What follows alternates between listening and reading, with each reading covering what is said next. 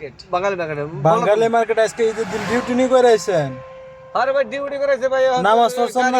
নামাজ পর বিপদে পড়ে গেছি। 8টা বাজে ডিউটিতে আইছি। ভিডিও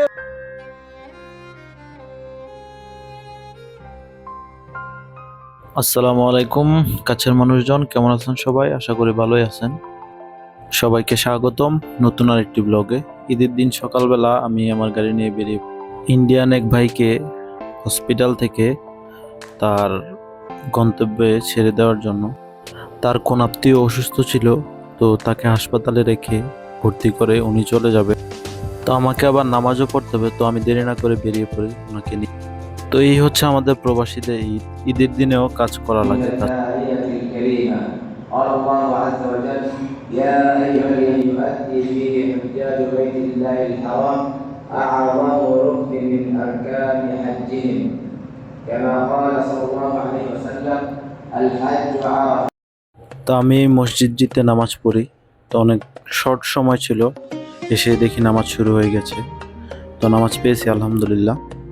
তো নামাজ পড়ে আমি আবার তো এইখানে আমি তাদেরকে দেখে একটু অবাক হই, ঈদের দিন তারা এখানে এই সময় কি করতেছে।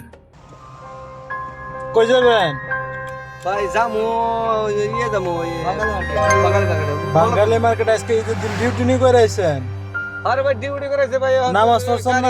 নামাজ পর বিপদে পড়ে গেছি। 8টা বাজে ডিউটিতে আইছি। ভিডিও করে ছাড়বে, ভিডিও করে 8টা বাজে ডিউটিতে আইছি, বুঝছেন নি? এ ভাই আসলে হচ্ছে বাস্তবতা কি জানেন, এই হচ্ছে আমাদের প্রবাসীদের জীবন। ঈদের নামাজ না পড়ে ডিউটি করা লাগে কি পরিবারের টেনশনে, পরিবারের ভালোবাসা, পরিবারের টান। আইছিলাম তো এখন যাবেন কি বাঙালি মার্কেটের দিকে? চলেন চলেন। তো এই হচ্ছে পরিস্থিতি। তারা ঈদের দিনেও তাদেরকে ডিউটিতে যাওয়া লাগছে। আর যেতে যেতে আমি তাদের সাথে গল্প করতেছিলাম যে কি অবস্থা, কি আশেপাশে কেমন চলতেছে। আর এই হচ্ছে নামাজের পরের পরিস্থিতি। এটা হচ্ছে একদম শহরে আর কি, মেইন শহর যেটা। তারপর আমি চলে যাই বাঙালি মার্কেটের দিকে, যেটাকে বাংলাদেশি মার্কেট বলা হয়। তারপর আমি আমার বন্ধুদেরকে পেয়ে যাই, তাদেরকে নিয়ে চললাম ঈদের আনন্দ ভাগাভাগি করার জন্য। তো একটা বিষয় হচ্ছে কি, এখানে পরিবার বলতে আমরা বন্ধু বান্ধবরাই। তো চলে আসি সেমাই খাওয়ার জন্য একটি হোটেলে। খাওয়া দাওয়া শেষে তাদেরকে বিদায় জানিয়ে আমি আবার চললাম বাসার উদ্দেশ্যে। কারণ এইখানে এখন দেখতেই পাচ্ছেন পরিস্থিতি কেমন, একদমই ফাঁকা। তো আমরা দেশে যেমন সবাই আনন্দ করি, এইখানে ঠিক তার উল্টো। তা আমিও চলে যাই আমার রুমে ঘুমানোর জন্য। তারপরে বিকেলবেলা বড় ভাই তারা আমাকে ফোন দিয়ে বলে যে তারা চায়না পার্কে যাবে, যেটা সমুদ্রের পাড়ে। তো তাদেরকে নিয়ে আমি চললাম পার্কে। আমরা সেটাকে চায়না পার্ক বলি। জায়গাটা অনেক সুন্দর, তারা এখানে আসছে ঘোরার জন্য। তো তারপরে তাদেরকে নামিয়ে দিয়ে আমি চললাম বাঙালি মার্কেটের উদ্দেশ্যে, অর্থাৎ বাংলাদেশি মার্কেটের উদ্দেশ্যে।